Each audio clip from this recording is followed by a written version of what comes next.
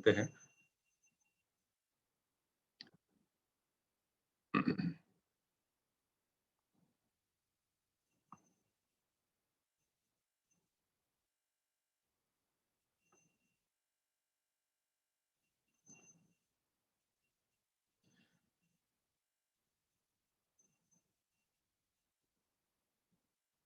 कल हमने बताया था जो इस्कॉन के फाउंडर आचार्य भक्ति वेदांत स्वामी प्रभुपाद हैं। इनका पूरा नाम अभय चरण भक्ति वेदांत स्वामी है।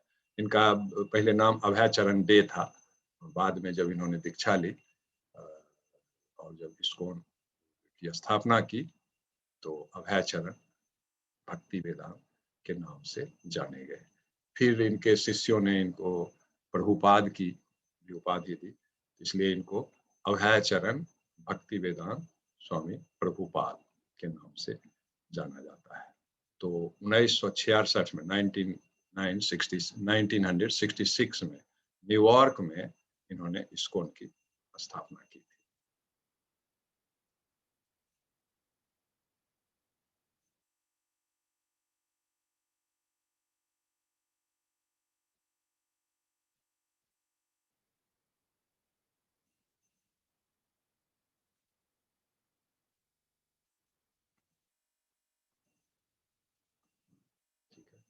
ये प्रभुपाद न्यूयॉर्क में हैं और उनके शिष्य अमेरिकी शिष्य सब जो है नर्तन कर रहे हैं। ये सारा उनके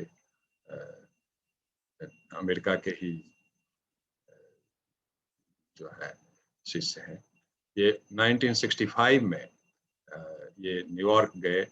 वो पानी वाले जहाज से गए। पानी वाला जहाज अमेरिका जाने में करीब 6 महीने लगते थे आई थिंक। और रास्ते में जाने में इनको 3 बार हार्ट अटैक आया, लेकिन भगवान की कृपा से और भगवान इनके साथ थे तो तीनों हार्ट अटैक को झेलते हुए ये अमेरिका पहुंचे थे। ये सब इनका जो वहाँ भजन कीर्तन का कार्यक्रम, इन्होंने सभी अमेरिकन को, खास करके हिप्पियों को शिष्य बनाया, तो उनका फोटोग्राफ्स है। फिर 1966 में इन्होंने इस्कॉन की स्थापना की और काफी बड़े बड़े लोग, फोर्ड के पोते, फोर्ड तो सबसे बड़े इंडस्ट्रियलिस्ट थे अमेरिका के, उनका पोता वगैरह भी के शिष्य बने। और फिर उन्होंने एक भक्ति वेदांत बुक ट्रस्ट की स्थापना की जो कि हर भाषाओं में उनके लिखे गए भाष्य को प्रकाशित करता है। वो श्रीमद् भगवत गीता हो, भागवतम हो या उनके द्वारा लिखी गई अन्य पुस्तकें।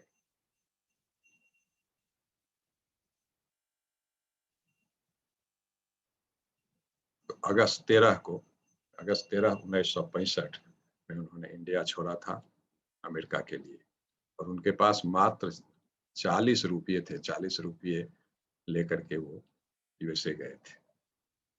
ये है इस्कॉन मंदिर मंगलोर का, जो इस गीता अध्ययन का कार्यक्रम का संचालन कर रही है, मंगलोर में स्थित है। इसका अभी अपना मकान नहीं है, भाड़े के मकान में मंदिर है, लेकिन अभी इन लोगों ने कुछ जमीन खरीदा है और मंदिर बनाने का कार्यक्रम शुरू हुआ है। उसके अध्यक्ष हैं नाम निष्ठा दास। आप लोग देखे होंगे एडवर्टीजमेंट वगैरह में, जो रजिस्ट्रेशन के लिए आया है आप लोगों को लिंक, तो उसमें हो सकता है देखे हो। वो आईआईटी कानपुर से उन्होंने बीटेक किया है और अभी मंगलोर मंदिर को चला रहे हैं। ठीक है। और तो हमने भगवत गीता के बारे में कल काफी बातें बताई इंट्रोडक्शन में। ये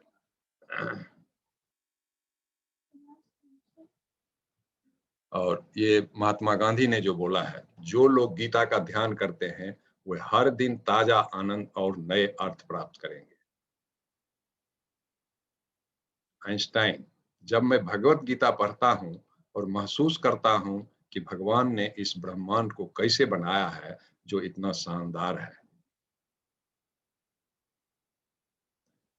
कृष्ण का संदेश गुरु परंपरा के माध्यम से आना चाहिए। जैसा कि कल हमने बात किया था, जो भगवान से चला हुआ ज्ञान है तो वो परम सत्य बता सकता है, और जो ध्यान करके योग करके गुरु बनते हैं और साक्षात्कार होता है, आत्म साक्षात्कार होता है, जब मोक्ष की प्राप्ति करते हैं, लेकिन वो परम सत्य के बारे में नहीं बता सकते। परम सत्य के बारे में जो भगवान ने बताया और वो जो गुरु शिष्य परंपरा से आगे तक आई, तो वो हमें परम सत्य के बारे में बता सकते हैं।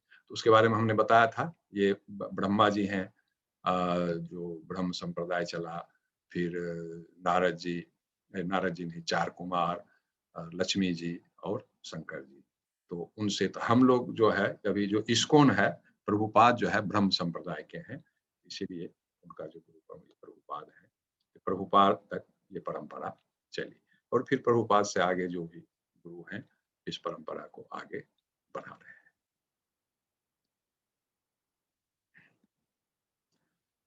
18 दिनों में हम गीता का पूरा अध्ययन नहीं कर सकते, इसके लिए कम से कम 1 साल चाहिए डिटेल अध्ययन के लिए, लेकिन फिर भी हम लोग कोशिश कर रहे हैं 18 दिन में एक रूपरेखा दी जाए। अर्जुन की माया को कृष्ण की व्यवस्था समझना होगा। यदि अर्जुन भ्रमित नहीं होता तो कृष्ण को भगवत गीता बोलने के लिए कोई आवश्यकता नहीं होती। अर्जुन भगवत गीता के स्पष्ट पहले श्रोता है, फिर भी भगवत गीता सभी के हित के लिए है। अभी हम लोग पहले अध्याय में देखेंगे कि भगवान ने क्यों भगवत गीता का वाचन किया। ठीक है, तो एक बार फिर आप लोगों का हम स्वागत करते हैं और पहले अध्याय में चलते हैं। ये गीता महात्म्य के बारे में हम लोग कल चर्चा कर चुके हैं, इसका मतलब भी बता चुके हैं। एक बार अगर पढ़ना चाहें तो पढ़ सकते हैं आप लोग। गीता शास्त्रम इदम पुण्यम यह पठेत प्रियतः पुमान् विष्णोपादमवाप्नोति भयशोकादि वर्जितः। गीता अध्ययनशीलस्य प्राणायाम परस्य च नैव सन्ति हि पापानि पूर्वजन्म कृतानि च। मलनिर्मोचनं पुंसां जलस्नानं दिने दिने सकृत् गीतामृत स्नानं संसारमलनाशनम्। गीता सुगीता कर्तव्या किमन्यः शास्त्र विस्तरैः या स्वं पद्मनाभस्य मुखपद्मद्वहिनी श्रिता। भारतमृत सर्वस्वं विष्णुवक्त्रद्वहिनी श्रितं। गीता गंगोदकं पीत्वा पुनर्जन्म न विद्यते। सर्वोपनिषदो गावो दोग्धा गोपालनंदना। पार्थो वत्सः सुधीर भोक्ता दुग्धं गीता अमृतं महत्। एकं शास्त्रं देवकी पुत्र गीतम् एको देवो देवकी पुत्रेवो एको मंत्रः तस्य नामानि यानि कर्मापि एकं तस्य देवस्य सेवा। हरे कृष्णा कृष्ण कृष्ण हरे हरे हरे राम राम राम हरे हरे। तो हम लोग अब चल रहे हैं प्रथम अध्याय, अर्जुन विसर्ग योग। अब यहाँ देखिए, जैसे कि कल हम लोगों ने चर्चा की थी, जो इसमें 4 लोगों की मुख्य रूप से वार्ता है। ये धृतराष्ट्र, कौरवों के पिता, भगवान कृष्ण जो सारथी हैं, अर्जुन जो रथी हैं और एक संजय, जो कि धृतराष्ट्र को कुरुक्षेत्र के मैदान में क्या हो रहा है ये बता रहे हैं, क्योंकि संजय को दूरदृष्टि दी गई थी, तो वो महल में बैठ करके भी कुरुक्षेत्र की सारी घटनाओं का दिग्दर्शन कर रहे थे। ये कौन है? दुर्योधन। महाभारत का मूल कारण धृतराष्ट्र का मोह अपने पुत्र के प्रति और दुर्योधन की जो है महत्वाकांक्षा, ये दोनों ही मूल कारण है महाभारत का। तो यहाँ देख रहे हैं, जो पहला दिन ही है लेकिन दुर्योधन यहाँ कैसे चिंतित दिखाई दे रहे हैं। यहाँ देखिए यहाँ कैसे बड़े ही उत्तेजित दिखाई रहे हैं या क्रोधित दिखाई दे रहे हैं। तो इसका सबसे पहला, कल जो एक प्रभु पूछ रहे थे, इसका क्या मतलब है? फर्स्ट श्लोक, धर्म क्षेत्रे कुरुक्षेत्रे संवेता योत्सवा मामका पांडवाश्चैव किम अकुर्वत संजया। अब महाभारत में दोनों तरफ से सेना सज चुकी है, कौरवों के तरफ से, पांडवों के तरफ से। सारे भारत के जितने भी राजा थे सभी युद्ध मैदान में थे, कुछ पांडवों की तरफ से थे, कुछ कौरवों की तरफ से थे। ज्यादा लोग कौरवों की तरफ से ही थे, क्योंकि उस समय धृतराष्ट्र राजा थे, उनको तो देश निकाला दे दिया गया था, वो जंगल में चले गए थे, प्रवास में थे, फिर लौट कर आए तो फिर उन लोगों को उनका अधिकार नहीं दिया गया। फिर कृष्ण आए, कृष्ण ने उनको समझौता कराने की कोशिश की, लेकिन दुर्योधन ने नहीं माना। तो उसके बाद हुआ जो नहीं, अब युद्ध करके ही राज लिया जाएगा। ठीक है? तो कुरुक्षेत्र के मैदान में अभी जमा है और धृतराष्ट्र संजय से पूछते हैं, हे संजय, धर्म भूमि कुरुक्षेत्र में युद्ध की इच्छा से एकत्र हुए मेरे तथा पांडु के पुत्रों ने क्या किया? माम का पांडवाश्चैव, माम का मतलब मेरे पुत्र, पांडवाश्च पांडव के।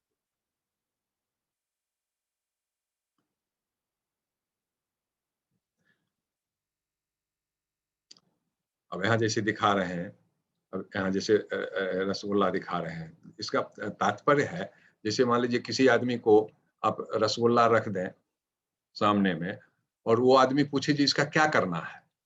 तो वो ये बेवकूफ़ी है। अगर कोई अतिथि आया घर में और उसके सामने रसगुल्ला रख दिया जाए, तो निश्चित रूप से वो उनको खाने के लिए दिया गया है।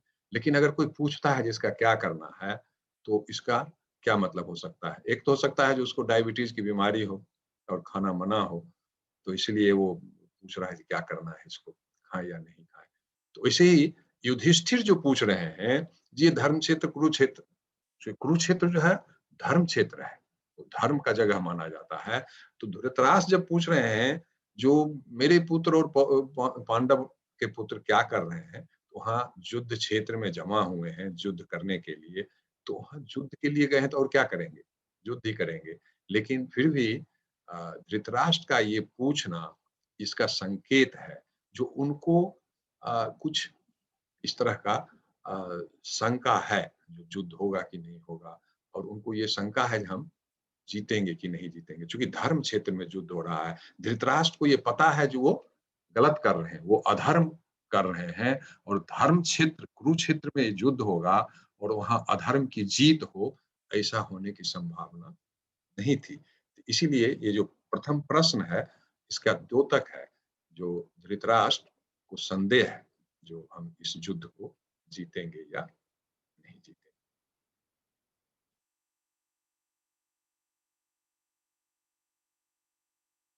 आगे का श्लोक है 2 और 3, जिसमें ये देख रहे हैं दुर्योधन, ये है द्रोणाचार्य।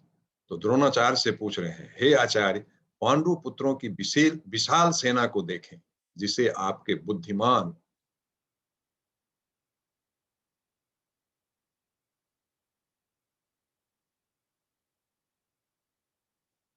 अ, आपके बुद्धिमान शिष्य द्रुपद के पुत्र ने इतने कौशल से व्यवस्थित किया है। ठीक है? इसका क्या कहने का मतलब है?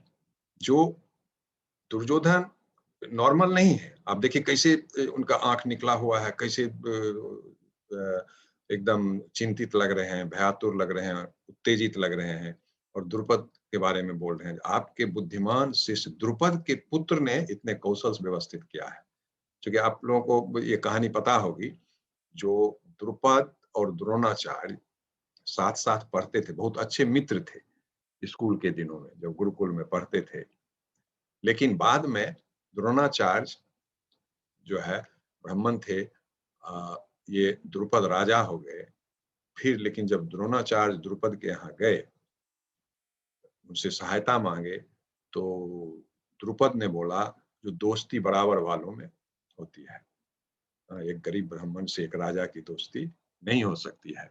तो इस पर द्रोणाचार्य को बहुत ही आघात लगा, बहुत ही उन्होंने अपमानित महसूस किया और उसी समय उन्होंने अ, निश्चय किया जो इसका बदला ज़रूर लेंगे। उसके बाद आकर के द्रोणाचार्य कुरु वंश में राज परिवार के गुरु बन गए, शिक्षक बन गए, कौरवों और पांडवों को धनुष बाण आदि की का ज्ञान दिया, शिक्षा दी। फिर ये लोग तो इतने बलवान थे, अर्जुन, भीम, ये सब एक से एक योद्धा थे।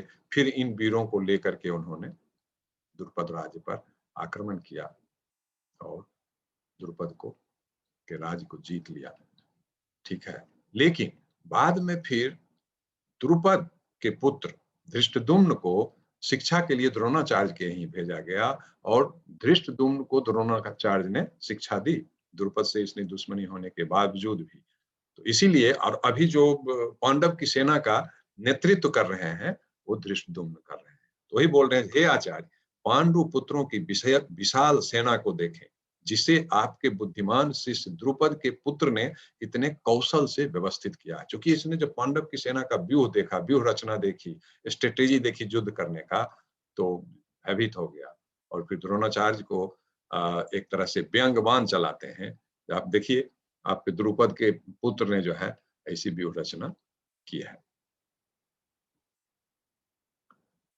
ठीक है, उसके बाद 19वां श्लोक पर चलते। उसके बाद सिर्फ इसमें यही बता रहे हैं जो कौन-कौन लोग वहाँ आए हैं। तो संजय अब धृतराष्ट्र को बता रहे हैं, ये आए हैं, काशीराज आए हैं, तो द्रुपद आए हैं, ये आए हैं, वो आए हैं, सारे जितने हैं, कर्ण हैं, कौरवों की तरफ से ये हैं, वो हैं, पांडव की तरफ से ये सब राजा हैं। तो इसमें जो बीच के जो श्लोक हैं, उसमें सिर्फ यही है, ये लोग राजा इसमें उपस्थित हैं। अब जब युद्ध शुरू होने का बिगुल बजता है, शंखनाद होता है। जब युद्ध होता था तो सभी लोग अपना शंख बजाते थे। तो सघोषो धार्तराष्ट्राणाम हृदयानि व्यादारत् नभश्च पृथ्वीं चैव तुमिलो अभ्यनुनादयः। मतलब जब युधिष्ठिर ने अपना शंख बजाया, अर्जुन ने बजाया, भीम ने बजाया, भगवान कृष्ण ने बजाया, नकुल ने बजाया, सहदेव ने बजाया, इन सबों ने जब शंख ध्वनि की और शंख की ध्वनि इतनी विशाल थी, इतनी विकराल थी, जो कौरवों की सेना खास करके धृतराष्ट्र का और दुर्योधन का हृदय विदीर्ण हो गया। अब देखिए, इस युद्ध में अर्जुन के सारथी कौन है? कृष्ण है। और आप लोगों को ये कहानी पता होगा, जो कृष्ण ने के पास गए थे अर्जुन और अ, दुर्योधन। तो दुर्योधन ने मांगा उनसे, जो आप अपनी अक्षौहिणी सेना दे दीजिए। दुर्योधन की, ये कृष्ण की बहुत बड़ी सेना थी, अजेय सेना थी। और अर्जुन ने बोला, नहीं, हमको आप चाहिए, आप हमारे साथ रहिए, हमको आपकी सेना की कोई जरूरत नहीं है। तो कृष्ण अकेले हैं, लेकिन आप देखेंगे इनके रथ पर, अर्जुन के रथ पर जो ये ध्वज लगा हुआ है, ये देखिए, ये ध्वज पर हनुमान जी हैं, ठीक है। और पूरे सृष्टि के मालिक भगवान कृष्ण स्वयं बैठे हुए हैं, और इस पर लक्ष्मी जी भी हैं। तो इस तरह से ये जो अर्जुन का रथ है, वो बहुत ही मजबूत रथ है, ठीक है। इसमें देखिए बता रहे हैं ना, कपिध्वज, शंखनाद, गांडीव, उनके हाथ में गांडीव है, पाशुपत अस्त्र है, गांडीव जो उनको शिव जी ने दिया था, ठीक है। तो इसीलिए ये रथ जहाँ कृष्ण बैठे हुए हैं, तो ये कोई मामूली रथ नहीं है, इसका बहुत ही महत्व है। उसके बाद जब ये हो जाता है, जो कौन-कौन आए हैं, कुंती भोज हैं, काशीराज हैं, ये हैं, वो हैं, धृष्टद्युम्न है, द्रुपद हैं, ये सब जब बता लिए संजय, अब वो बता रहे हैं, अर्जुन अब बोलते हैं। तो अर्जुन ने इसमें 3-4 चीजें कृष्ण को, जब अर्जुन बोले भगवान को, जो है कृष्ण, हमको आप दोनों सेना के बीच में ले चलिए, हम देखना चाहते हैं कौन-कौन लोग युद्ध करने के लिए आए हैं। तो फिर कृष्ण अर्जुन को ले जाते हैं दोनों सेना के मध्य में। जब अर्जुन देखते हैं दोनों तरफ, तो देखते हैं सारे जो हैं उनके मित्र हैं, चाचा हैं, मामा हैं, ससुर हैं, दादा हैं, गुरु हैं, आचार्य हैं, भीष्म पितामह हैं। तो सारे सगे संबंधी, स्वजन, परिजन और मित्रजन ही हैं। तो इसीलिए जब इन सब को देखते हैं, तब फिर अर्जुन को लगता है, जो ये युद्ध में मैं अपने ही लोगों को मारूंगा, अपने ही भीष्म पितामह जो इतना प्यार करते हैं, अपने ही द्रोणाचार्य से लड़ेंगे जो उनके आचार्य हैं, अपने ही कृपाचार्य से लड़ेंगे जो उनके कुल के ब्राह्मण हैं। तो इस तरह से, और फिर जितने भी हैं सब सगे संबंधी हैं, बहुत सारे राजा से अ, संबंध भी है, बहुत से मित्रता थी। तो इसीलिए ये जो जमावड़ा था दोनों तरफ से, ये देख करके अर्जुन बहुत ही दुखी हो जाते हैं। देख रहे हैं वो कैसे दुखी हैं, और सर पकड़ लिया। तो उसमें 3-4 श्लोक बहुत महत्वपूर्ण है। 28वां, 31वां, 36वां, 39 और ये दूसरा अध्याय का एक श्लोक है, उसके बारे में चर्चा करेंगे। अब यहाँ देखिए क्या बोलते हैं। तो यहाँ ये याद रखेंगे, तो 4 चीज, दया, आनंद विहीनता, पाप, पारिवारिक परंपराएं और दुविधा। अब यहाँ अर्जुन उवाच दृष्ट्वेवं स्वजनं कृष्ण योत्सुं समुपस्थितं सीदन्ति मम गात्राणि मुखं च परिशस्यति। बोल रहे हैं अर्जुन भगवान कृष्ण से, हे कृष्ण, मैंने इस विशाल सेना का निरीक्षण कर लिया और मैं देख रहा हूं सारे अपने स्वजन हैं। दृष्टदेव स्वजन कृष्ण युत्सुम समुपस्थितम, और वो युद्ध करने के लिए तैयार हैं, एक अपने ही लोगों को मारने के लिए तैयार हैं। और हमको ये दृश्य देख करके सीदंती मम गात्राणी, मेरा शरीर कांप रहा है। गात्राणी मतलब शरीर, सीदंती कांप रहा है। और मुखम च प्रशस्यति, और मेरा मुख सूख रहा है, मुंह अंदर से सूख रहा है। फिर क्या बोलते हैं, न चा श्रेयो अनुपश्यामि हत्वा स्वजनम आहवे न कांक्षे विजयम कृष्णम न चा राज्यम सुखानि च। बोलते हैं न च श्रेय, श्रेय इसमें क्या श्रेय है, इसमें क्या अच्छा है, मैं कुछ अच्छाई नहीं देख रहा हूं। हत्वा स्वजनम आहवे, अपने ही लोगों को मार के मारना, इसमें हमको कोई अच्छाई नहीं दिख रही है, इसमें कोई श्रेय नहीं है। न कांक्षे विजयम कृष्ण न च राज्यम सुखानि च।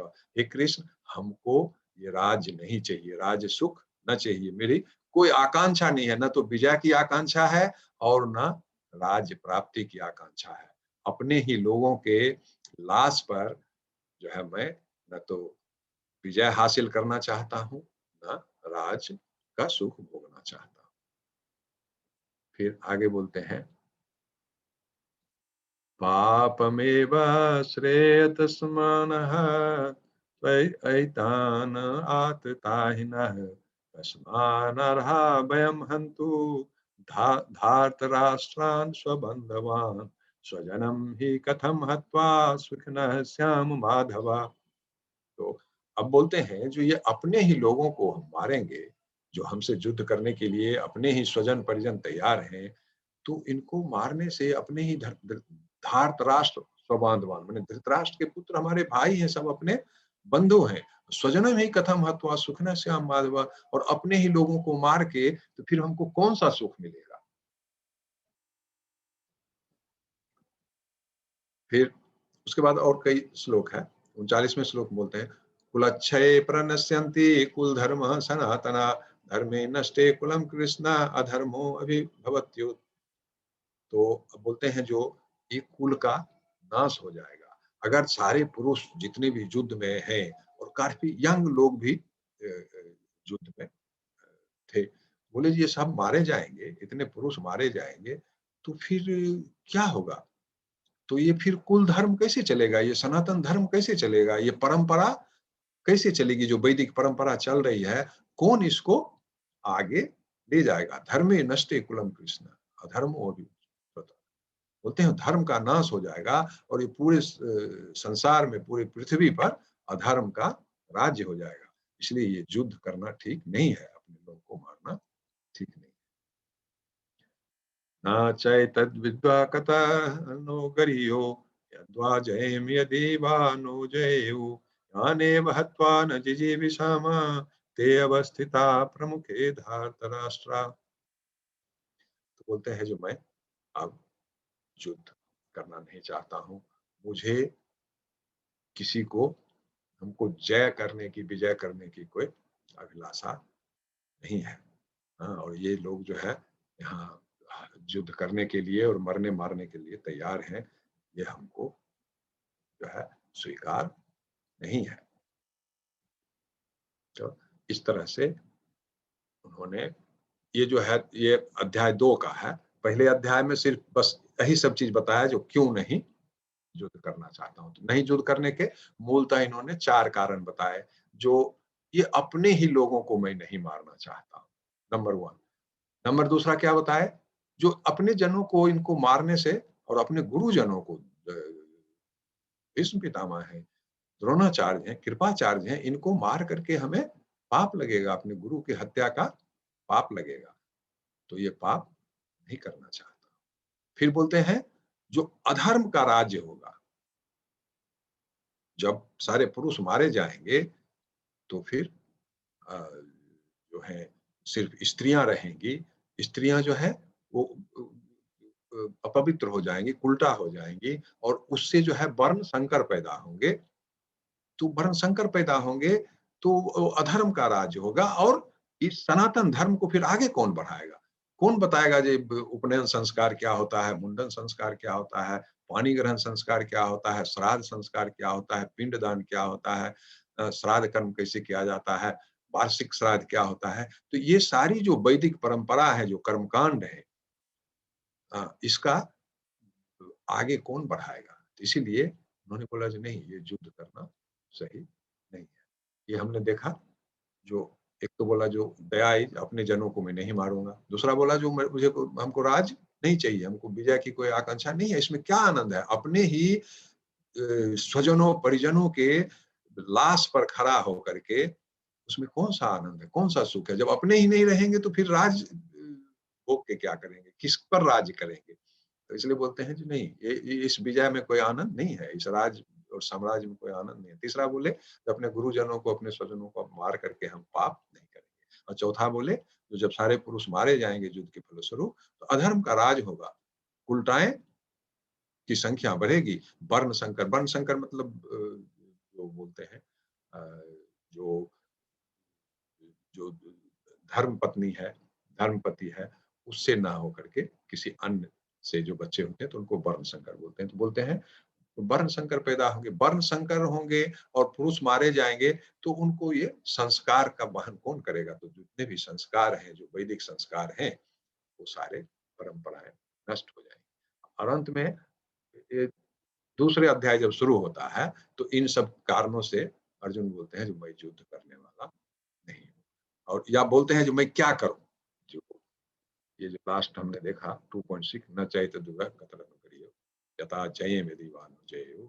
जो हमको समझ में नहीं आ रहा है, जो उनको मैं मारूँ, उन पर विजय प्राप्त करूँ या उनको मैं अपने आप को मारने दूँ, वो विजयी हो जाएँ, हम हार जाएँ। क्या करना है हमको कुछ नहीं समझ में आता है। जीतना है वो भी हमको ठीक नहीं लगता है और हारना है वो भी ठीक नहीं लगता है। लेकिन धृतराष्ट्र के पुत्र यहाँ अवस्थिता प्रमुखे धातराष्ट्र, उनके पुत्र जो है यहाँ युद्ध करने के लिए खड़े हैं। ठीक है? तो इस तरह से अध्याय 1 में जो है मूल रूप से अर्जुन का अ, जो दुविधा चल रही है, अपने ज्ञान का भी प्रदर्शन करते हैं कि ये पाप है, अ, इसमें आनंद नहीं है, अ, इससे जो है अ, वर्ण संकर पैदा होंगे, अधर्म का विकास होगा, अधर्म फैलेगा और एक और क्या बताया? दया, करुणा। तो 4 कारण यो इसको याद रखेंगे हम लोग, चूँकि अब इसका जवाब आगे के अध्यायों में अर्जुन देंगे। अभी तो इससे लग रहा है ना, जो अर्जुन बहुत ही बुद्धिमान हैं और बहुत ही ज्ञान की बात कर रहे हैं, एक अच्छे मनुष्य की बात कर रहे हैं, भैया अपने जनों को नहीं मारेंगे। हाँ, दया, करुणा दिखा रहे हैं। दूसरा बोलते हैं, जो अपने ही जनों को मारना, गुरुजनों को मारना पाप है। तीसरा बोलते हैं, जो इस राज्य को अपने ही लोगों के लाशों पर खड़ा होकर के राज्य करना में कौन-सा आनंद है? जब राज्य की प्रजा ही मर जाएगी, सारे लोग ही मर जाएँगे, तो कैसा राज्य? उस राज्य का क्या सुख हो? इसीलिए हम इस युद्ध को नहीं करेंगे। चौथा बोलते हैं, जो सभी पुरुष मारे जाएँगे, तो अधर्म का विकास होगा, वर्ण संकरों के नंबर बढ़ेंगे, जिससे जो परंपरा है, वैदिक परंपरा है, जो कुल की परंपरा है, जो सनातन परंपरा है, उन परंपराओं का विनाश हो जाएगा। तो फिर ऐसा मैं नहीं चाहता हूँ। तो फिर अंत में दूसरे अध्याय के प्रारंभ में बोलते हैं, जो मैं दुविधा में हूँ, हे कृष्ण, मैं क्या करूँ? जो उनको मार के विजयी हो जाऊँ या खुद उनको विजयी होने दूँ, मैं हार जाऊँ, हमको समझ में नहीं आ रहा है, मैं क्या करूँ? ठीक है? तो इसलिए इस अध्याय को कोई-कोई कहीं पर देखेंगे विषाद योग भी बोलते हैं। विसर्ग योग बोलते हैं। तो डिफरेंट भाषा में डिफरेंट विद्वानों ने डिफरेंट नाम दिया है, लेकिन मूल ही है जो इसमें अर्जुन ने अपना अ, ज्ञान प्रदर्शित किया और 4 कारण बताए।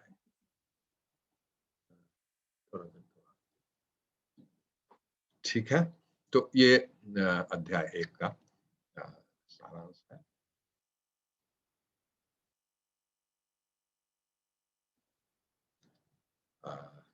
तो आज का बहुत ज्यादा नहीं है। ये दूसरा अध्याय जो होगा, दूसरा अध्याय का नाम है गीता सार।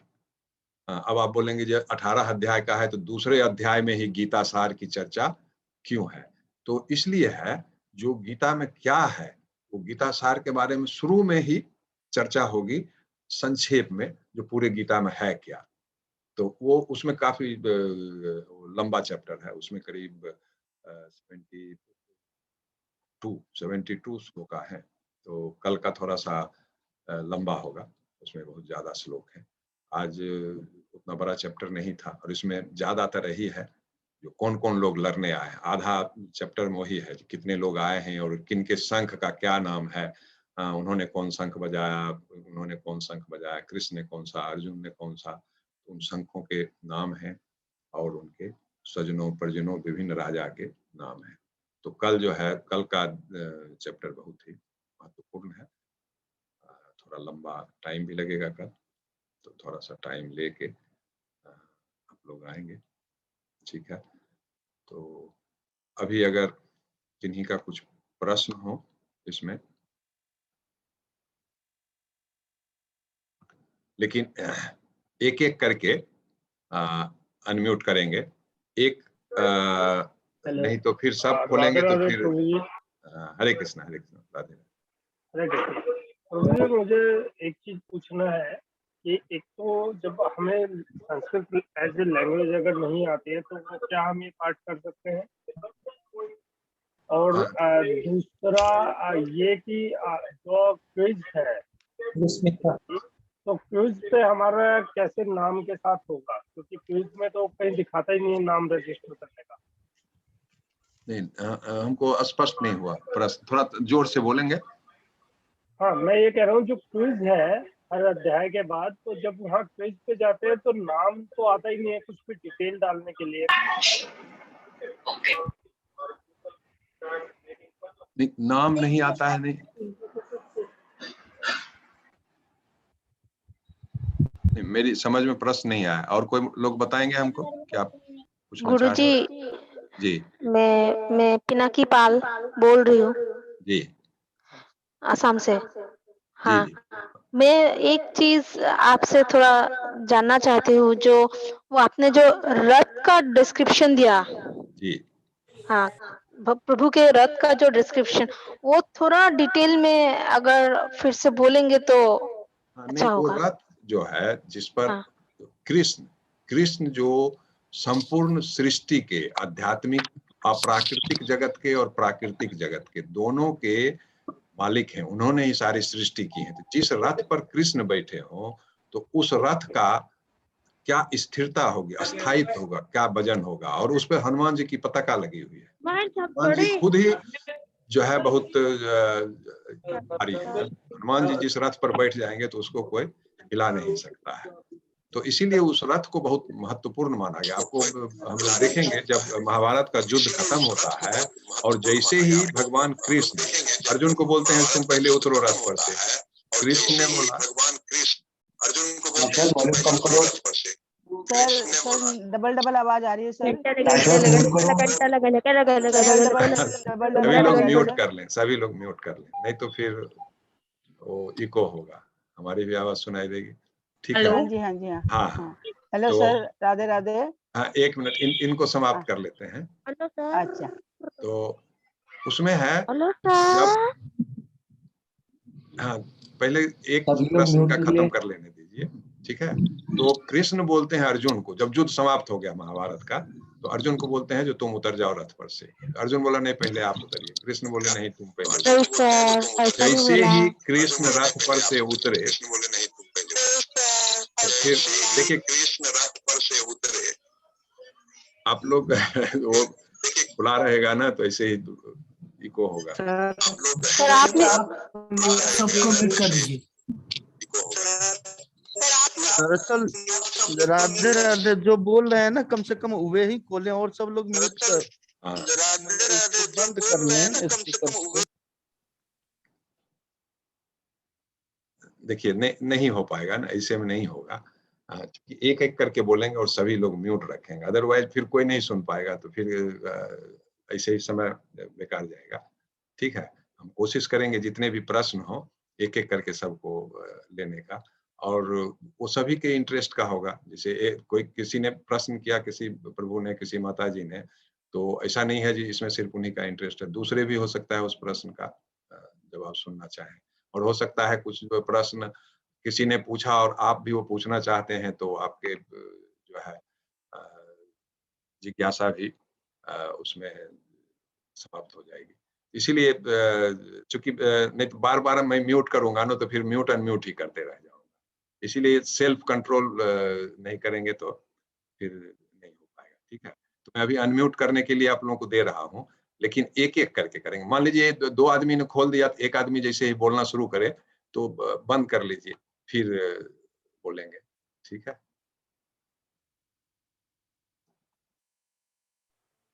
हाँ बोलिए। गुरुजी पहली बात ये है कि आपने बोला कि जैसे कृष्ण भगवान पहले उतरे तो फिर क्या हुआ, उसके बारे में आपने पूरी बात नहीं की। और दूसरी बात कि यदि आप ये जो आज का जो प्रेजेंटेशन है उसको पीडीएफ फॉर्मेट में और रिकॉर्डिंग वगैरह यदि आप शेयर कर पाएंगे तो बहुत अच्छा रहेगा। हम लोग उसके बाद आज हम रिकॉर्डिंग कर रहे हैं, तो ये रिकॉर्डिंग का लिंक शेयर हो जाएगा और इसका पीडीएफ भी हम शेयर करेंगे।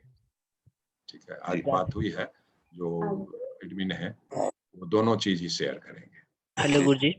और गुरुजी आपने बोला कि जब कृष्ण भगवान जब उतरे तो फिर क्या हुआ था उसके बारे में? जैसे ही उतरे रथ पर से, वो रथ में आग लग गई और वो जल के राख हो गया। क्योंकि कर्ण वगैरह भी तो बहुत प्रतापी थे, बहुत बलवान थे ना, वो लोग चलाते थे, भीष्म पितामह तीर चलाते थे और रथ को कुछ नहीं होता था। इसलिए नहीं होता था क्योंकि उस पर भगवान बैठे हुए थे। इसलिए भगवान जानते थे जैसे ही वो रथ पर से उतरेंगे, वो रथ तो ऑलरेडी जल चुका था, क्योंकि भगवान बैठे थे, इसलिए उस रथ का विनाश नहीं हो रहा था। इसलिए भगवान ने अर्जुन को बोला जो तुम पहले उतरो। अर्जुन उतरे और भगवान ने जैसे ही रथ पर से उतरे तो वो भस्मसात हो गया। तो कहने का मतलब जो उस पर भगवान बैठे थे, हनुमान जी की पताका लगी थी, तो इसके चलते उस रथ का महत्व बहुत ज्यादा था। अदरवाइज जो नॉर्मल रथ की तरह वो भी था। हेलो गुरुजी, राधे राधे राधे राधे गुरुजी। माता जी को पहले बोलना जी। राधे राधे राधे माता जी। राधे राधे गुरुजी। हरे कृष्ण। यस माता जी। हाँ गुरुजी, राधे राधे गुरुजी। राधे राधे, बोलिए, प्रश्न पूछिए। गुरुजी राधे राधे। राधे राधे। हाँ जी गुरुजी, आपका आज का चैप्टर तो आपने बहुत अच्छा बताया, बहुत सुंदर समझाया। और मेरे हिसाब से तो ऐसा लगता है कि पहला जो अध्याय है हमारे सबके विषाद योग कहना ज्यादा सही रहेगा, क्योंकि दुख भरा है ये, इसमें अर्जुन दुखी हुए हैं, शायद मुझे ऐसा लगता है। और दूसरा एक प्रश्न ये पूछना चाहता सर कि ये उत्तरार्ध और पूर्वार्ध क्या होता है सर गुरुजी? उत्तरार्ध और पूर्वार्ध होता है, जैसे पूर्वार्ध हो गया पहले का और उत्तरार्ध हो गया बाद का। हाँ, जैसे आज मान लीजिए मैं बात कर रहा हूँ, आज से पहले जो घटना हुई वो उत्तरार्ध हुई, इसके बाद जो घटना होगी पूर्वार्ध हुआ, तो मैं उत्तरार्ध। पहले और बाद में, उत्तर का मतलब बाद में। तो जैसे मीमांसा की बात कल कर रहे थे ना, जो पूर्व मीमांसा, उत्तर मीमांसा। पूर्व मीमांसा जो लिखा था वो लिखा था जेमनी ने, और फिर उत्तर मीमांसा जो बाद में जो इस ज्ञान का या धर्म की मीमांसा मतलब उसका एनालिसिस करना, वो किया, वो महर्षि व्यास ने किया। इसलिए उसको उत्तर मीमांसा बोलते हैं, जो पहले लिखा गया वो पूर्व मीमांसा। और सर वो जैसे उन्होंने कहा आगे की रिकॉर्डिंग वगैरह मिल जाएगी तो हम थोड़ा आसानी हो जाएगी हमें समझने के लिए, तो कृपया अगर हो सके तो प्लीज सर।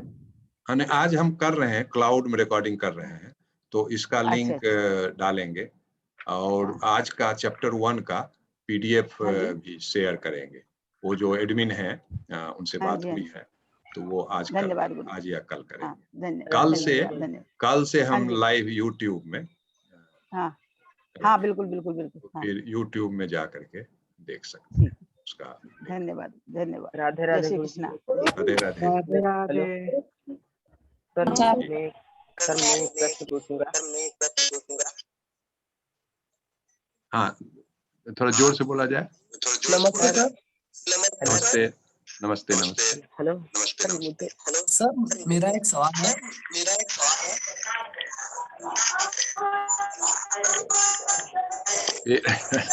फिर इको हो रहा, सभी लोग कृपया म्यूट कर। हाँ, तुला एक दिवशी एवढा केक का आवडेल ना मानसी, तर तू हेलो। केक बनावं विसरून जाशील. हाँ हाँ सर, हाँ, जो बोलिए। सप्तश्लोकी गीता में लिखा है कि ऊर्ध्वमूल मध्यशाखा अश्वत्थम प्राहुरव्ययम् छन्दांसि यस्य पर्णानि यस्मिन् वेदं स वेदवित्। इसका जो भौतिक जगत है उसको वृक्ष के रूप में तुलना की गई है। उसका थोड़ा आप चले गए विस्तार में। 15वें अध्याय में। आप 15वें अध्याय में चले गए, तो उसकी बाद में, चूंकि वो 15वां अध्याय पर तो पूरा एक दिन हम लोग लगाएंगे, तो उसकी चर्चा करेंगे। ऊर्ध्वमूलम अधः शाखम अश्वत्थ प्राहुरव्ययम् छन्दांसि यस्य पर्णानि यस्तम वेद स वेदवित्। कहने का मतलब है जो भगवान का जो लोक है, जो शाश्वत लोक है, जो आध्यात्मिक लोक है, उसका प्रतिबिंब है। जैसे एक पेड़ को नदी के किनारे, गंगा नदी के किनारे अगर पेड़ है, तो पेड़ का जब आप छाया देखेंगे नदी में, तो पेड़ का देखेंगे हिल रहा है, ठीक है ना। तो वैसे ही ये संसार जो है, ये संसार नित्य नहीं है, अनित्य है। ये बनता है, खत्म होता है। लेकिन जो भगवान का लोक है वो नित्य है। वही दिखाते हैं, जो भगवान के लोक की मी छाया काय है, ये म्हटलं तुला, लोक मला आध्यात्मिक जळताना वैकुंठ दिसलं लोक ते, की। त्याच्यावर क्रॅचेस किती पडलेले आहेत. इथे उभं राहावं लागतं मानसी करायचं असलं तर. होय. राधे राधे। सभी लोग खोल लेंगे तो नहीं हो पाएगा फिर ना, तो फिर खोलने का कोई फायदा नहीं है ना। सर आप म्यूट करके, सर आप म्यूट करके ये करिए। राधे राधे गुरुजी। हाँ बोलिए। अब लेकिन अनम्यूट नहीं कर सकते हैं, ठीक है। तो वो जो आपने प्रश्न पूछा, ऊर्ध्वमूलम अधः शाखम अश्वत्थ प्राहुर अव्ययम्, बोलते हैं ये संसार जो है एक अश्वत्थ वृक्ष की तरह है, एक पीपल के बट वृक्ष की तरह है। लेकिन वो कैसा बट वृक्ष है? जो पानी में प्रतिबिंब दिखाई देता है, उस तरह का। ऊर्ध्वमूलम अधः शाखम अश्वत्थ प्राहुर, और इसका जड़ ऊपर है और तना नीचे है, ठीक है ना। ऊर्ध्वमूलम अधः शाखम अश्वत्थ प्राहुर छन्दांसि यस्य पत्राणि यस्तम वेद स वेदवित्, और उसके पत्ते जो हैं वो वेदों के छंद हैं, वेद मंत्र हैं। और जो इन वेद मंत्र को, इन पत्तों को जो जान लेता है, छन्दांसि यस्य पत्राणि यस्तम वेद स वेदवित्, वो वेद को जान लेता है, ठीक है। अधः च ऊर्ध्वम प्रसृता तस्य शाखा गुण प्रवृद्धा विषय प्रवाला, बोलते हैं जो ये जो टहनियां है, ये टहनियां हैं, वो हमारी कामनाएं हैं, सकाम कर्म है। और जैसे आप देखते हैं ना, बट वृक्ष देखेंगे, उसकी टहनियां बढ़ते जाती है और जड़ निकलता है। एक बट वृक्ष में आप देखेंगे, कलकत्ता में एक बट वृक्ष है, वो 100 एकड़ में है, बरगद का पेड़ 100 एकड़ में है। और बरगद का पेड़ देखते हैं ना, पीपल का जो जड़ निकलते रहता है, ऐसे टहनी बढ़ा, उससे फिर एक जड़ निकल गया, इधर टहनी बढ़ा, उससे जड़ निकल गया। और आप 10-20 साल बाद देखेंगे तो आपको पता ही नहीं चलेगा कि कौन सा मूल जड़ है और कौन बाद का निकला हुआ जड़ है। वैसे ही हम, हमारी जो कामना है, हमारी इच्छाएं हैं, एक इच्छा की पूर्ति होती नहीं है कि दूसरी इच्छा जाग जाती है, दूसरी इच्छा की पूर्ति होती नहीं है कि तीसरी इच्छा जाग जाती है, तीसरी की, मान लीजिए हम पैदल चलते हैं, फिर वो साइकिल खरीद लेते हैं, फिर स्कूटर खरीदते हैं, फिर होता है नहीं मोटरसाइकिल खरीद लें, फिर मोटरसाइकिल से नई नई कार खरीद लें, कार में भी अब बड़ा वाला सेडान खरीदें। हाँ, अब कार में भी ऐसा जो है जिसमें ऑटोमेटिक हो, जिसमें जीपीएस हो। तो इच्छाओं का कोई अंत नहीं है, ठीक है। तो वही बोलते हैं, जो हमारी इच्छा जितनी बढ़ते जाती है, हम वैसे ही उतना बंधते जाते हैं। जैसे कि बट वृक्ष की टहनियां बढ़ती हैं और उसका जड़ निकलते जाता है और जमीन में पकड़ते जाता है, वैसे ही हम इच्छाओं से बंधे हुए हैं, जो कि हमारे दुख का कारण है। तो इस पर हम लोग चर्चा करेंगे। अभी आप बहुत आगे निकल गए। ये 15वां अध्याय बहुत ही महत्वपूर्ण अध्याय है, ठीक है। तो इस पर पूरी ही चर्चा करेंगे।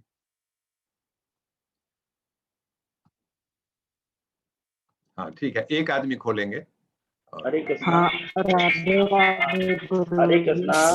हरे कृष्णा हरे कृष्णा। हाँ, मैं के निगम बोल रहा हूँ चेन्नई से। सर, आपने जो परसों चैप्टर लिया था जिसमें 5 तारीख को, इसमें आपने उपनिषद और निषद के बारे में कुछ प्रभु लोगों ने रिक्वेस्ट की थी कि व्हाट्सएप पे हम आपका चार्ट भेज देंगे। हाँ जी जी, आज मैं डाल कृपया, हाँ, अगर कृपया डाल देंगे तो हम लोगों को समझने में बड़ी मेहरबानी होगी। वैसे आज का चैप्टर तो बहुत ही अच्छा और बहुत सही तरह सबको समझ में आ गया होगा, मुझे तो आ ही गया। Thank you thank you. जी गुरुजी, हरे कृष्णा। राधे राधे। हरे कृष्णा। यस, राधे राधे। राधे राधे। राधे राधे। हाँ बोलिए बोलिए। राधे राधे। बहुत ही उच्चतम व्याख्या हुई आपके द्वारा और बड़ा ही अच्छा लगा। हम लोग चूंकि ज्ञान के समुद्र में गोते लगा रहे थे और बहुत ही रुचिकर लगा और विश्वास है कि इस तरह से जो आपके द्वारा दिया जा रहा है वो हम लोगों के जीवन में बहुत ही सफलता देगा और हमारे जीवन को जो है अच्छे मार्ग पर ले जाने में बहुत ही सहजता से ले जाएगा। जी जी। इसके लिए अगर आपका जीवन में इसका लाभ नहीं हुआ तो फिर फायदा नहीं है। हरे कृष्णा। हरे कृष्णा। जी गुरुजी, आपने अभी वो जो 8 पॉइंट्स दिखाए थे रथ वाली फोटो में, उसमें एक शब्द था त्यक्ता जीविता, तो उसका क्या मतलब होता है, उस पर थोड़ा प्रकाश डालिए। हाँ, त्यक्त जीवता का हमको भी मतलब ठीक से पता नहीं है, मैं आपको बताऊंगा। जी धन्यवाद। राधे राधे सर जी। राधे गुरुजी, एक बात सुनिए। हेलो जी। हाँ, स्वयं प्रभु। अच्छा, पीयूष प्रभु बोलिए। पीयूष पाठक प्रभु बोल रहे थे कुछ। जय श्री कृष्ण सर जी। जय श्री कृष्ण। मेरा एक क्वेश्चन है कि श्रीमद् भगवत गीता का दूसरा अध्याय के 21वें श्लोक में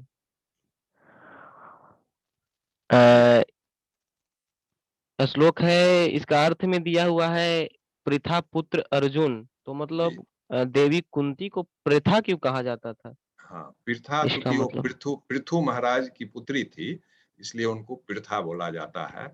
जो लोग उनके व्याकरण पढ़े होंगे, संस्कृत व्याकरण या हिंदी व्याकरण, तो जी उसमें एक अपत्यवाचक संज्ञा होता है। जी अपत्यवाचक संज्ञा बोलते हैं जैसे राजा कुंती भोज, तो कुंती भोज के पुत्री जो हुए कुंती हुई, ठीक है ना। पांडु के पुत्र हुए पांडव। जनक, राजा जनक की पुत्री हुई जानकी। जानकी जी। राजा कौशल की पुत्री हुई कौशल्या।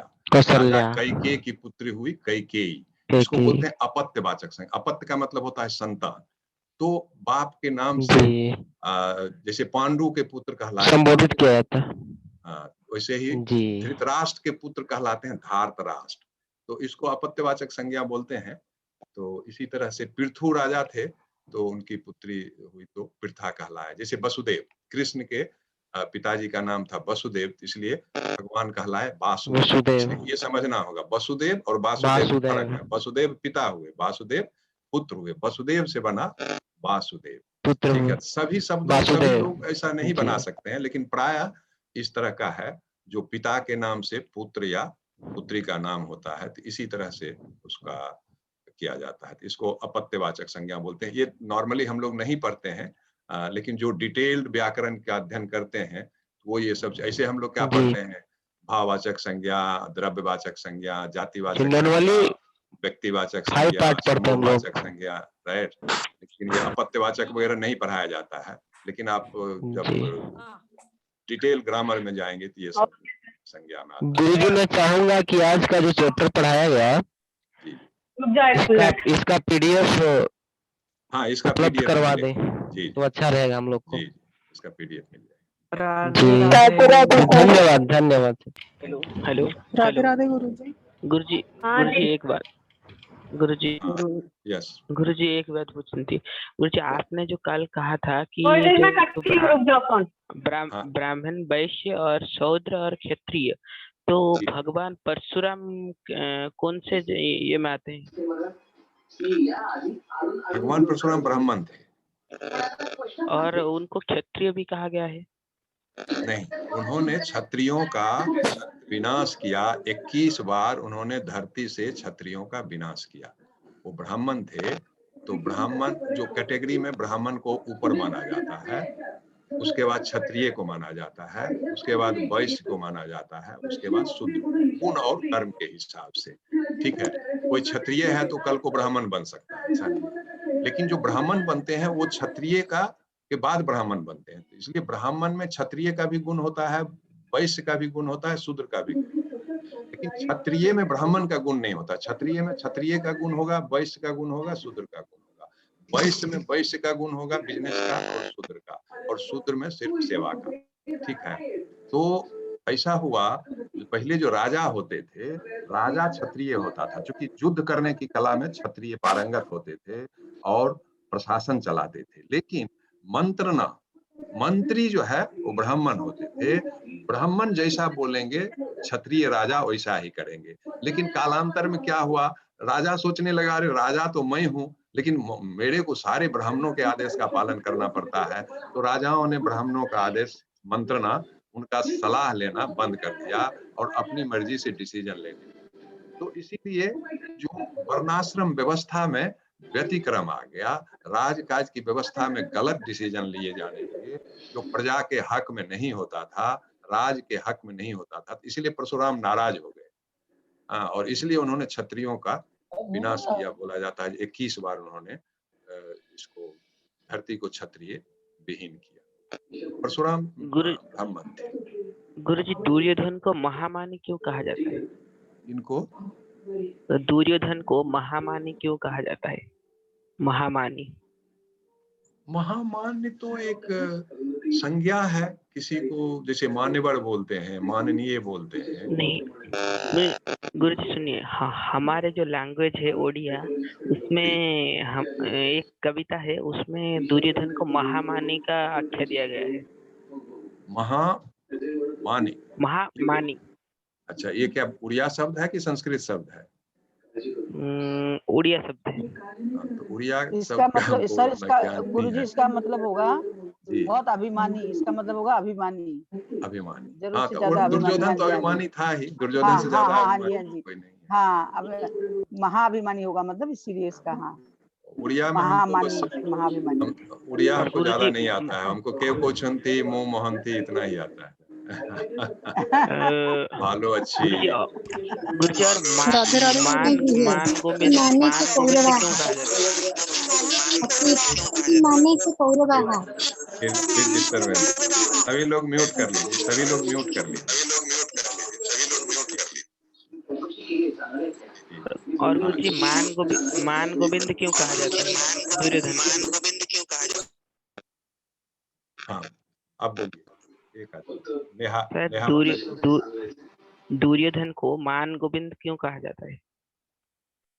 नहीं, वही आप लगता है उड़िया शब्द का यूज कर रहे हैं। तो नहीं, ये संस्कृत का शब्द है, मान गोविंद। हमको पता नहीं, मान गोविंद उनको संज्ञा है, मुझे इसका ज्ञान नहीं। राधे राधे। नमस्ते गुरुजी। यस, कौन? सोनू? यस सर, राधे राधे गुरुजी। राधे राधे। सर, मेरा एक डाउट था कि जैसे आपने बताया कि जो हनुमान जी का युग था और कृष्णा का युग था, तो पहले युग कौन सा आया था, कृष्णा जी का या हनुमान जी का? कि जैसे अभी आपने बताया कि जो रथ के ऊपर पताका जो लगी थी हनुमान जी की, तो उसके अकॉर्डिंग देखें तो लगता है कि हनुमान जी का युग पहले था। हनुमान जी त्रेता में हुए, जैसे हमने बताया ना, जो शुरू जब होता है, जब ब्रह्मा सृष्टि करते हैं, तो प्रारंभ होता है सतयुग से, फिर त्रेता, फिर द्वापर, फिर कलयुग। ऐसा माना जाता है जो सतयुग में धर्म के 4 चरण होते हैं, त्रेता में धर्म के 3 चरण होते हैं, मतलब अधर्म बढ़ने लगता है धीरे धीरे। त्रेता में और फिर द्वापर में धर्म के 2 चरण होते हैं। त्रेता के अंत तक धर्म के 2 चरण समाप्त हो जाते हैं, मतलब आधा धर्म आधा अधर्म, और द्वापर के अंत में 3 चरण टूट जाते हैं। तो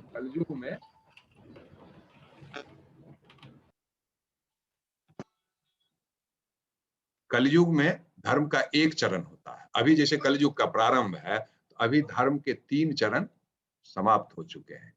ठीक है, एक चरण अभी भी है, लेकिन कलयुग की आयु हमने बताया था 4,32,000, तो 4,32,000 अभी 5,000 साल हुआ, 4,26,000 बाकी है। कलयुग समाप्त होते होते धर्म का चौथा चरण भी समाप्त हो जाएगा। ठीक है, तो फिर कल की अवतार होगा और वे पूरा विनाश करेंगे, क्योंकि सारे लोग अधर्मी हो जाएंगे। फिर न सत्य रहेगा, न दया रहेगी, न तप रहेगा, ठीक है, न करुणा रहेगी, कुछ नहीं रहेगा, और न शुचिता रहेगी, न पवित्रता रहेगी। चार धर्म के 4 चरण माने जाते हैं, सत्य, दया, तप और पवित्रता। ठीक है, तो अब 3 चरण समाप्त हो चुके हैं, एक चरण बचा हुआ है। ठीक है, तो वो भी खत्म हो जाएगा। तो पहले सतयुग का जैसे राजा हरिश्चंद्र है, वो सतयुग के। त्रेता में रामावतार हुआ, या नरसिंह देव भगवान जो है, नरसिंह देव, प्रहलाद महाराज, ये सब सतयुग के हैं। ठीक है, त्रेता में रामचंद्र भगवान आए। ठीक है, द्वापर में कृष्ण आए, और कलयुग में भगवान बुद्ध के रूप में आए। फिर अभी चैतन्य महाप्रभु, जिन्होंने ये संप्रदाय को आगे बढ़ाया, और कल की अवतार कलयुग के अंत में आएगा। इसलिए हनुमान जो है वो त्रेता युग के हैं, लेकिन वो अभी भी हैं। हनुमान की जो है, हनुमान जी का विनाश नहीं हुआ है, हनुमान जी अभी भी हैं। और कृष्ण जो है वो द्वापर में आए, तो कृष्ण स्वयं भगवान है, वो मूल भगवान है, लेकिन उन्होंने लीला आज से 5,000 साल पहले वृंदावन में, मथुरा में की, फिर द्वारका में राजा होके रहे, फिर कुरुक्षेत्र के युद्ध वगैरह में पांडवों के का साथ दिए, और फिर 125 साल की आयु में भगवान कृष्ण महाप्रयाण किए पृथ्वी को। गुरुजी कलयुग में कौन आएगा?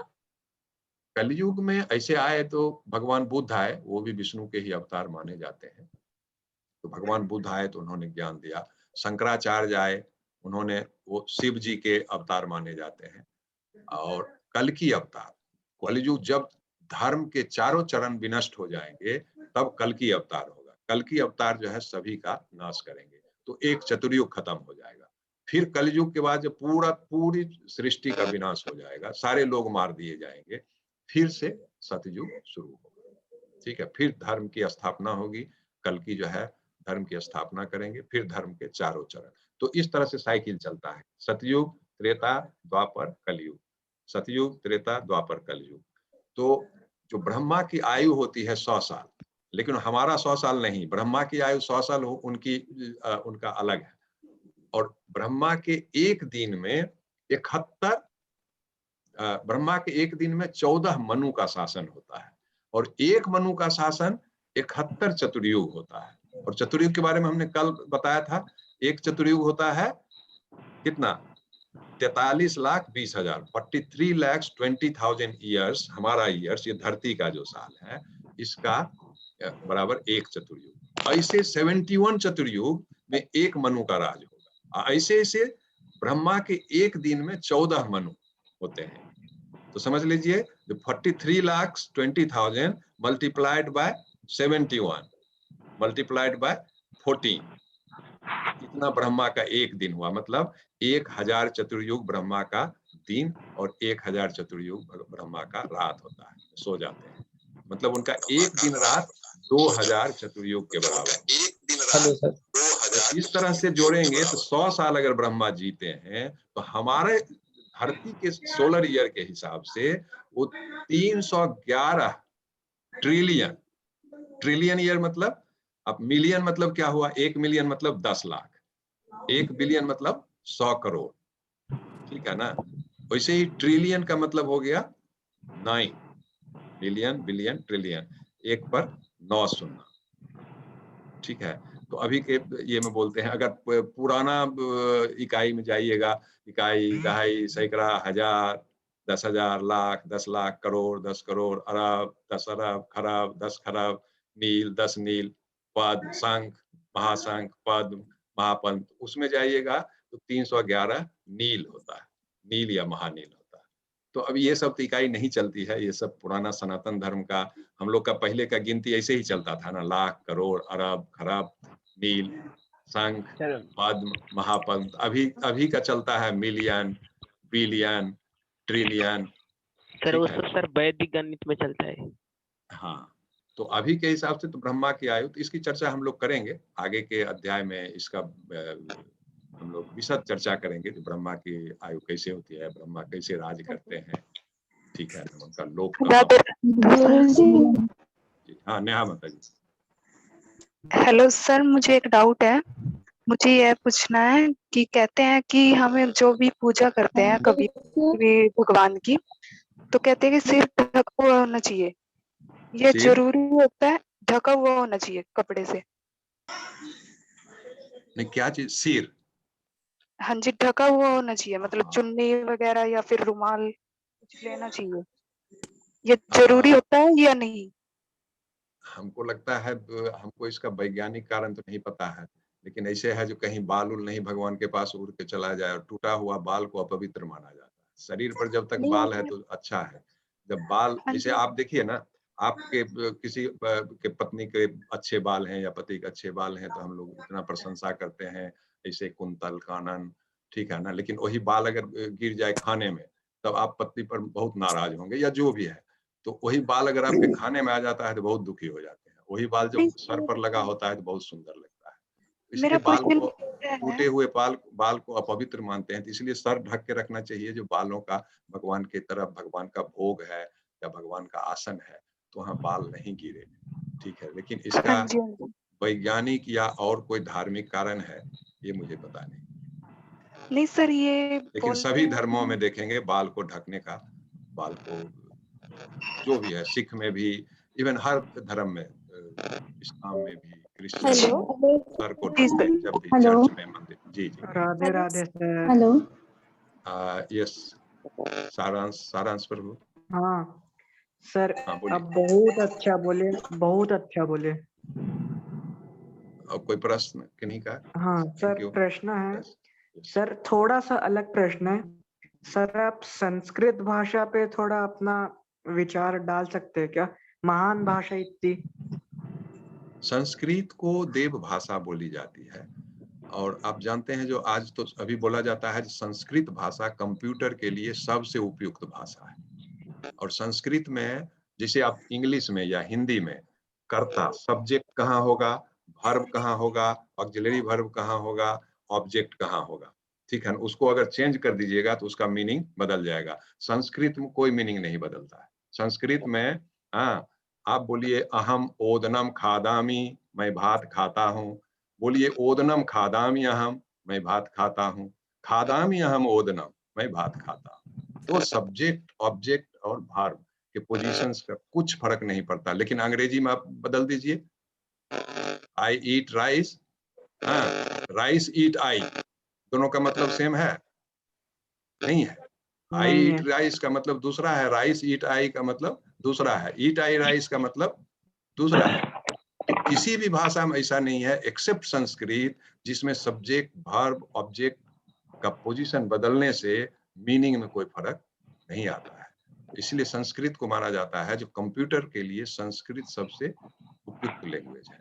और हम लोग बोलते हैं संस्कृत को देव भाषा, क्योंकि हमारे भगवान कृष्ण ने जो बोला उन्होंने भी संस्कृत में ही किया, और हमारे जो वेद वगैरह हैं उनको जो संकलित किया महर्षि व्यास ने, संस्कृत में ही किया। हम लोग ऐसा ही मानते हैं जो संस्कृत से ही जो है सारी भाषाएं उसी की विकृति है, उसी से निकला है, जितने भी एटलीस्ट हिंदुस्तान की भाषा। लेकिन कुछ तमिल विद्वानों का मानना है जो तमिल भाषा संस्कृत से पुरानी है, लेकिन हमें उसका इतिहास नहीं पता, और उस पर रिसर्चरों ने क्या बताया है हमने कहीं ऐसा नहीं देखा। लेकिन तमिल विद्वान मानते हैं जो उनकी तमिल भाषा संस्कृत से पुरानी है। आप देखेंगे हिंदुस्तान की जितनी भाषाएं हैं सब में 12 स्वर हैं, आ ई उ ए ऐ ओ, ठीक है। आप बंगला उठा लीजिए, उड़िया उठा लीजिए, मराठी उठा लीजिए, गुजराती उठा लीजिए, सब में 52 अक्षर होते हैं, 12 व्यंजन होते हैं और बाकी स्वर होते हैं, और संयुक्ताक्षर वगैरह लेके 52 होते हैं। लेकिन तमिल में चले जाइए तो तमिल में मात्र 30 अल्फाबेट्स होते हैं, ठीक है ना, 30 ही होते हैं। 12 स्वर तो होते ही हैं, लेकिन उनमें व्यंजन, कॉन्सोनेंट, वॉवेल एंड कॉन्सोनेंट, उसमें कॉन्सोनेंट 18 ही होते हैं, 30 ही होते हैं। एक तमिल भाषा है जिसके अल्फाबेट्स जो है 30 हैं, बाकी हिंदुस्तान की सारी भाषाओं में 52 अल्फाबेट्स हैं। तो सब संस्कृत से ही लिया हुआ है, ठीक है। तो संस्कृत इस हिसाब से समझिए मूल है। कालिदास वगैरह पहले के जितने भी आप हमारे ग्रंथ हैं वो सब संस्कृत। हाँ जी, थैंक यू सर। राधे जय राधे। श्री कृष्णा सर। राधे राधे सर। थोड़ा दीक्षिता जैन माता जी को बोलने दीजिए, ज्यादा नहीं। हाँ सर, मैंने कहीं पढ़ा था कि कल्कि जो है वो काल के पुत्र हैं, तो ये कितना सच है और काल कौन है, कल्कि कौन है, इस पर थोड़ा समझाएंगे। किसके बारे में बताया आपने? हरे कृष्णा। मैंने कहीं पढ़ा था कि कल्कि जो है वो काल के पुत्र हैं। अच्छा, कल्कि अवतार। हाँ, कल्कि अवतार जो है वो काल के पुत्र हैं, तो ये कितना सच है, काल कौन है और कल्कि कौन है? नहीं, काल जो है, काल इसकी चर्चा हम लोग करेंगे। काल जो है वो शिव जी का ही स्वरूप है, ठीक है। लेकिन कल्कि जो है वो भगवान विष्णु के शक्त्यावेश अवतार है, ठीक है। और काल जो है, मैं नहीं जानता जो काल के पुत्र हैं, मैंने ऐसा नहीं, लेकिन कल्कि अवतार जो है वो सारे अवतार जो है, विष्णु के कई अवतार हैं, उसके बारे में हम लोग चर्चा करेंगे। उनके गुणावतार होते हैं, उनके शक्त्यावेश अवतार होते हैं, उनके लीला अवतार होते हैं, उनके गुणा अवतार होते हैं, तो कई तरह के अवतार होते हैं। तो उसी में से कल्कि भगवान भी एक अवतार विष्णु के ही होंगे। और काल का मतलब होता है शिव जी, शिव जी का एक रूप जो है काल का रूप। ठीक है। नितिन प्रभु।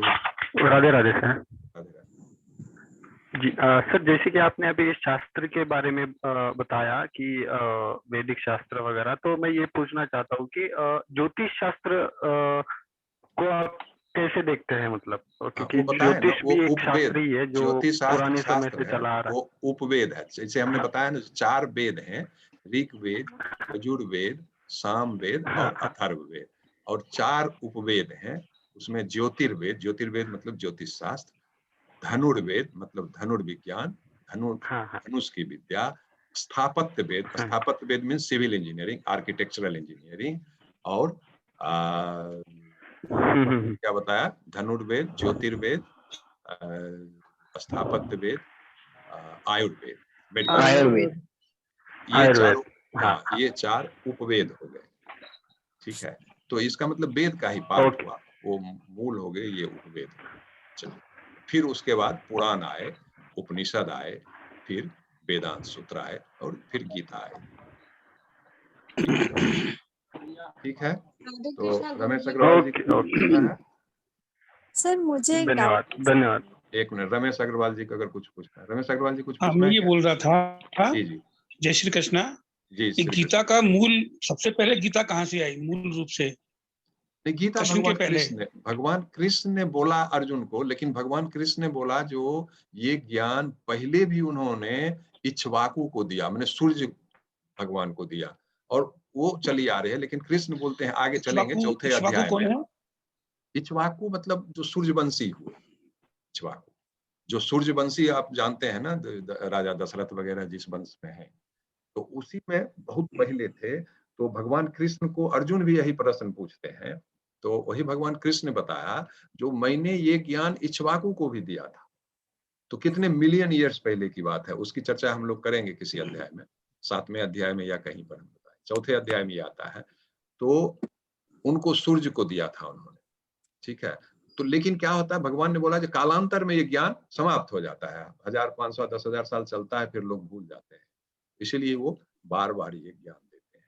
इसलिए गीता पहली बार नहीं बोला गया वो अर्जुन को, लेकिन अभी हम लोग जो गीता पढ़ते हैं वो भगवान ने आज से 5000 साल पहले कुरुक्षेत्र, महाभारत के युद्ध में, कुरुक्षेत्र के मैदान में अर्जुन को बोला था।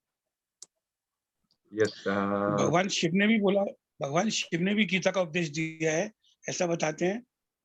हाँ ने, अब बोलने मूल रूप से भगवान ने बोला, कृष्ण ने, अब उसके बाद उसका प्रवचन देने में, लोगों को सुनाने के लिए कोई भी सुना सकते हैं। भगवान शिव माने जाते हैं, जो बहुत ही बड़े कृष्ण भक्त हैं, तो उनका प्रचार करते हैं। तो मूल तो जैसे रुद्र संप्रदाय चला वैष्णवों में, वो तो भगवान शिव का ही ज्ञान दिया हुआ है। हाँ, ये सुरेखा हरे कृष्ण गुरु जी।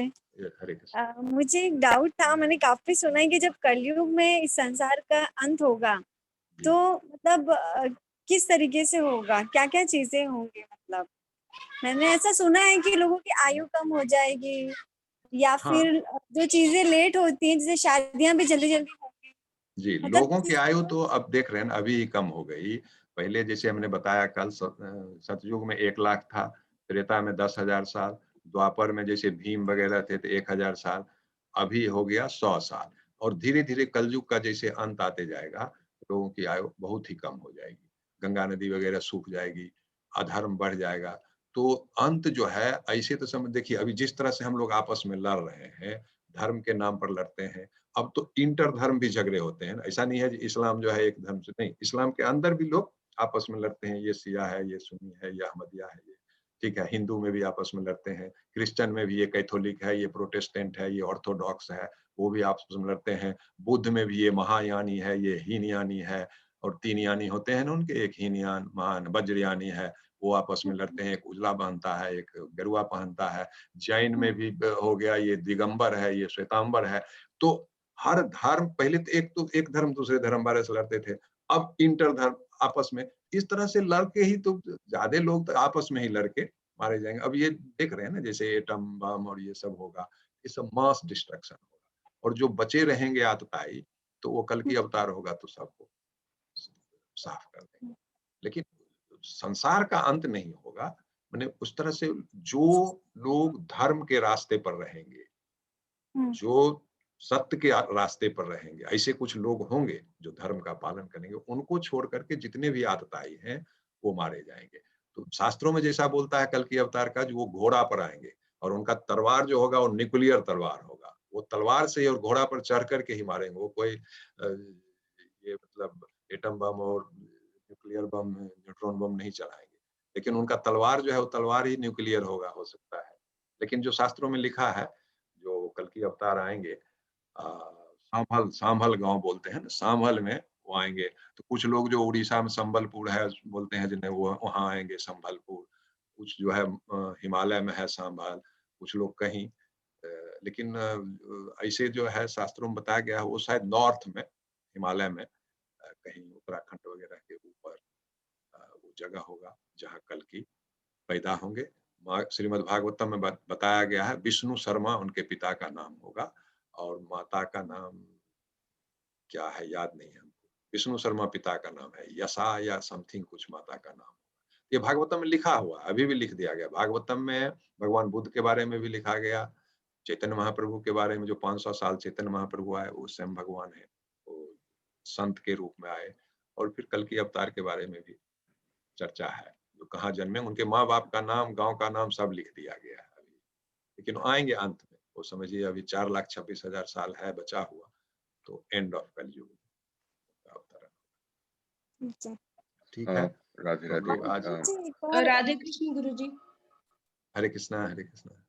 यस जी। गुरुजी मेरा सवाल है कि आपने कहा कि सभी ने अलग अलग शंख बजाया था, तो आप बता सकते हैं कि कृष्ण जी ने कौन सा शंख बजाया था? कृष्ण जी पांचजन्य, उनके शंख का नाम था पांचजन्य। पांचजन्य, हाँ, किन्हीं का नाम देवदत्त था, किसी का नाम धनंजय था, किसी का पौंड्रिक था। इस तरह से गीता में हम लोग आप पढ़ेंगे ना, चैप्टर 1 में आप पढ़ेंगे तो सभी का, भीम ने कौन सा बजाया, सहदेव ने, नकुल ने, युधिष्ठिर ने, अर्जुन ने, वो सब का नाम है। देवदत्त, धनंजय, पौंड्रिक, भगवान कृष्ण ने बजाया पांचजन। तो इस तरह से सबका नाम आया है। राधे राधे। गुरुजी, ये जैसे आपने बताया 4,32,000 साल जो है वो आपका कलयुग का एज है। यदि आप ब्रह्म कुमारी में जाते हैं तो वहां पे बोलते हैं कि अभी जो है वो एक बीच का पोर्शन है, और उसके बाद फिर जो ये जिन्होंने शुरू किया था, there is a very small period 200 साल के आसपास का है, संगम पीरियड उसमें जो है। थोड़ा सा गणना में उन लोगों का एक्चुअली क्या होता है ना, 12,000 चतुर्युग। जैसे देवलोक की जो गणना है, देवलोक की गणना से करते हैं, तो जैसे 360 दिन, हमारा 360 दिन, उनका एक दिन होता है, एक दिन रात, ठीक है। तो उस हिसाब से देखेंगे तो बोला जाता है जैसे 12,000 वर्ष का जो है 1 चतुर्युग होगा, ठीक है। तो उस गणना से थोड़ा सा उसमें फर्क आता है, तो इसकी हम लोग चर्चा करेंगे। जो दिव्य लोक, देवलोक का जो कैसे है और ब्रह्मा का लोक का दिन रात कैसे है, तो उसमें थोड़ा सा फर्क है। तो कुछ लोग जो है देवलोक से गणना करके वो 12,000 साल का मतलब 360 दिन, हमारा 360 दिन इस धरती का और देवलोक का 1 दिन बराबर होता है, तो उससे गणना करते हैं। तो वो लोग क्या बताते हैं, अभी कलयुग बताते हैं, वो बोलते हैं अभी द्वापर ही चल रहा है। कलयुग चल रहा है, अभी ये संगम पीरियड है, संगम युग है। इस समय जो लोग अच्छा करेंगे वो लोग सतयुग में जाएंगे, और जो लोग नहीं करेंगे वो फिर धीमे धीमे करके ये प्रोसेस होगा। और संगम युग ये बताया गया है शास्त्रों में, जो 10,000 साल जो अभी है, 10,000 साल तक धर्म रहेगा। 10,000 साल के बाद आपको कोई इस्कॉन नहीं मिलेगा, कोई धार्मिक संस्था नहीं मिलेगी, कोई वेद और सनातन धर्म बताने वाला नहीं मिलेगा। 10,000 साल में ही ये ज्ञान है।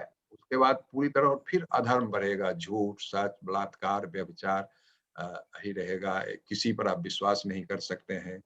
और जैसे बहुत सारे पुराणों में बताया है, गंगा नदी सूख जाएगी, तो इस तरह के ये हैं। तो ये सही है, ये स्वर्णिम युग है, ये संगम युग है, और 10,000 साल तक ये रहेगा। उसके बाद धर्म का नाम और निशान नहीं रहेगा। ठीक है। ये आप जो 10,000 साल बोल रहे हैं वो उनके गणना के हिसाब से बहुत छोटा सा पीरियड है। वो 10,000 साल नहीं है, ये कुछ 60-70 या मे बी 100-150 साल है। मुझे 100 साल बोलते हैं। हाँ, 100 साल होता है। भागवतम में बताया गया है, महर्षि व्यास ने जो लिखा है उसमें 10,000 साल, जिसमें मतलब बीत गया 500 साल तो बीत गया। जो चैतन्य महाप्रभु आए 500, उनको 527 साल हो गया चैतन्य महाप्रभु का आए, तो समझिए अभी 9,500 साल हुआ उस हिसाब से।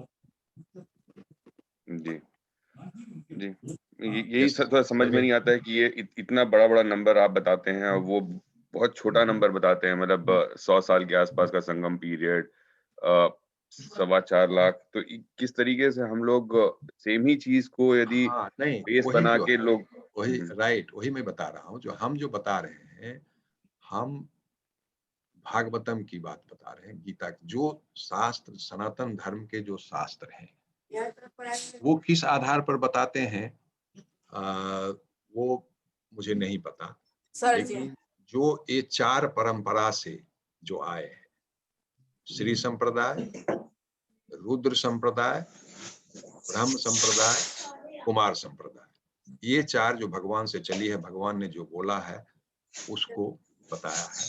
और महर्षि व्यास ने जो संकलन किया शास्त्रों का, तो ये मतलब अपने मन से किसी ने नहीं कहा है।